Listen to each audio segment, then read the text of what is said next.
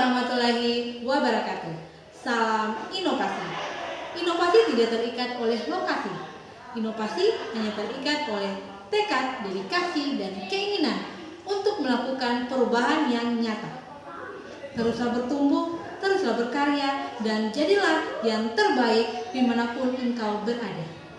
Perkenalkan, saya Yulandari Nusi, guru di SMK Negeri 1 Bone Raya.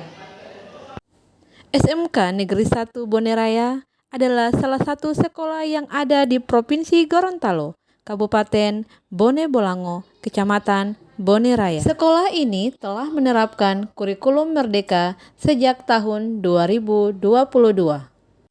Dalam struktur kurikulum SMK, biologi, kimia, fisika telah digabung menjadi satu mata pelajaran, yaitu mata pelajaran Proyek IPAS.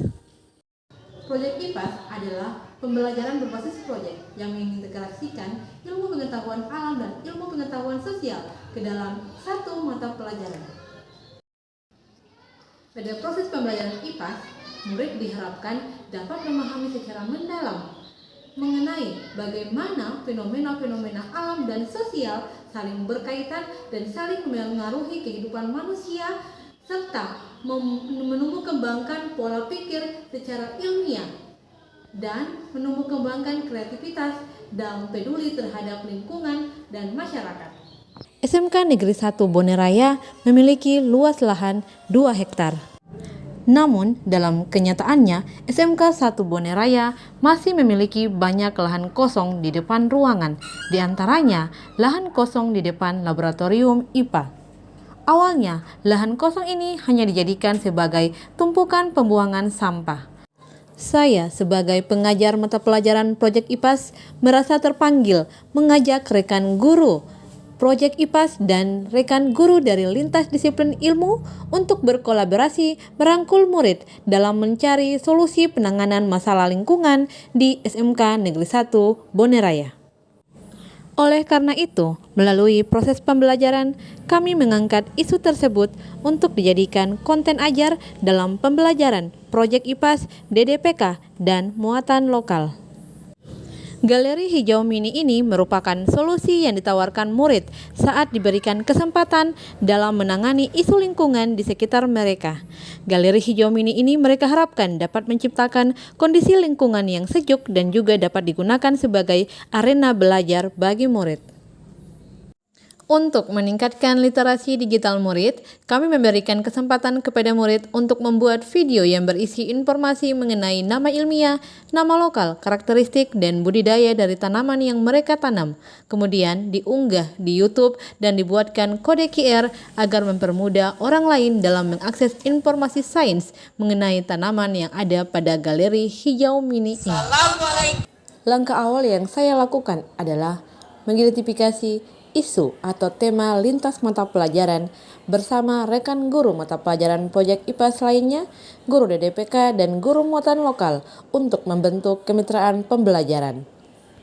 Kami melakukan diskusi dan mencocokkan capaian pembelajaran masing-masing mata pelajaran guna untuk bertukar pemahaman, ide, dan menciptakan pembelajaran yang menggunakan prinsip berkesadaran, bermakna, dan menggembirakan, serta untuk mewujudkan 8 dimensi profil lulusan melalui pendekatan pembelajaran mendalam. Untuk pertemuan pertama sampai pertemuan ketiga, saya menggunakan metode pembelajaran berbasis proyek. Nanti kalian akan membuat sebuah proyek. Nah, sebelum itu, Ibu mempunyai 2 pertanyaan. Yang pertama, apa tanggapan kalian melihat kondisi lahan di depan laboratorium IPA? Kamu tahu? Lahannya dibuat untuk pembuangan sampah. Lahannya hanya dibuat untuk pembuangan sampah. Nah, apa sih solusi kalian ada di benak kalian untuk menangani masalah lingkungan ini? Punya ide? Mau katakan? Oke. Putri. Membuat taman. Ada lagi? Ada yang bisa? Proyek yang mereka hasilkan pada pertemuan sebelumnya berupa taman kecil yang mereka namai Galeri Hijau Mini. Pada pertemuan berikutnya, saya menggunakan metode pembelajaran menggunakan problem based learning. Assalamualaikum warahmatullahi wabarakatuh. Waalaikumsalam warahmatullahi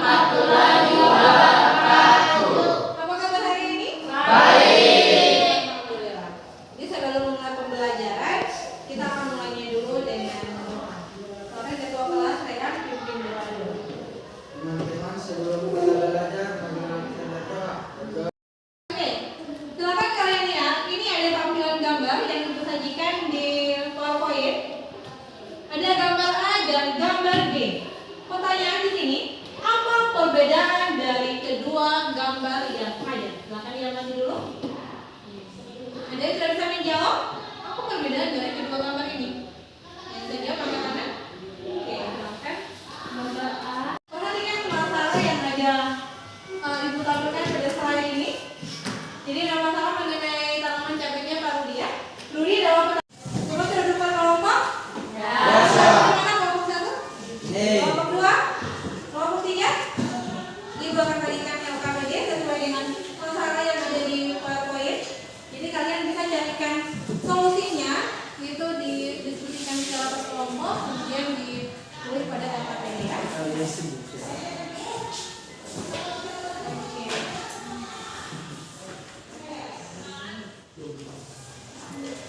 Untuk mendapatkan konten literasi digital sains mengenai tanaman, saya mengajak para murid untuk mendatangi kembali Galeri Hijau Mini yang merupakan hasil proyek mereka pada beberapa pertemuan sebelumnya.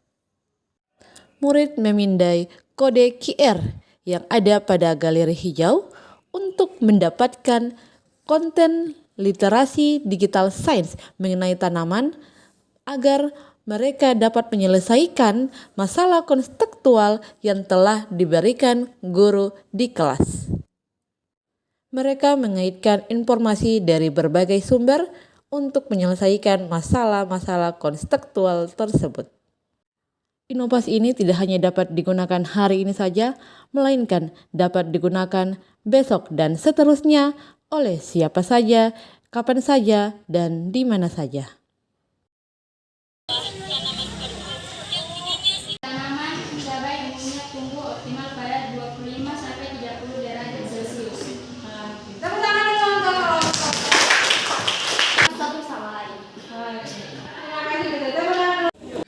Selanjutnya, saya berbagi praktik baik ini dengan kepala sekolah dan rekan guru di lingkungan SMK Negeri 1 Bone Raya. Assalamualaikum warahmatullahi wabarakatuh. Saya Kepala SMK Negeri 1 Bone Raya ingin menanggapi praktik baik yang dilaksanakan oleh Ibu Yulandari Nusi SPD. Saya sangat mengapresiasi atas praktik baik tersebut karena dalam praktik baik tersebut terdapat 8 dimensi profil lulusan yang ada pada pembelajaran mendalam. Saya berharap praktik baik yang dilaksanakan oleh Ibu Yulandari bisa bermanfaat untuk semua siswa dan bisa memberikan motivasi kepada guru-guru yang lain. Kemajuan peserta didik yang ada di SMK Negeri 1 Bone Raya, dan untuk saya sendiri ini manfaatnya adalah besar, di mana saya juga bisa menyusun konten literasi digital sesuai dengan materi saya. Ya, menurut saya praktik baik yang dilakukan oleh teman saya, Ibu Yulandari Nusi SPD, merupakan inovasi yang luar biasa untuk meningkatkan pembelajaran yang berbasis proyek pada mata pelajaran, khususnya pada mata pelajaran IPA, dapat meningkatkan kemampuan berliterasi pada tumbuhan-tumbuhan. Juga dikenal agar bisa mencintai lingkungan, karena saya tahu di laboratorium IPA itu merupakan tempat pembuangan sampah. Sekarang sudah menjadi sebuah taman yang merupakan tempat untuk siswa belajar berliterasi. Saya senang belajar proyek IPAS karena saya jadi punya pengalaman dalam membuat konten sains. Membuat galeri hijau ini kami dilatih untuk berkolaborasi menangani masalah lingkungan. Hanya kurikulum ini dapat mempermudah kami untuk mempelajari tentang tanaman yang ada di galeri hijau. Pembelajaran mendalam bukan hanya tentang menghafal materi, tetapi tentang bagaimana membangun pola pikir yang kritis, adaptif, dan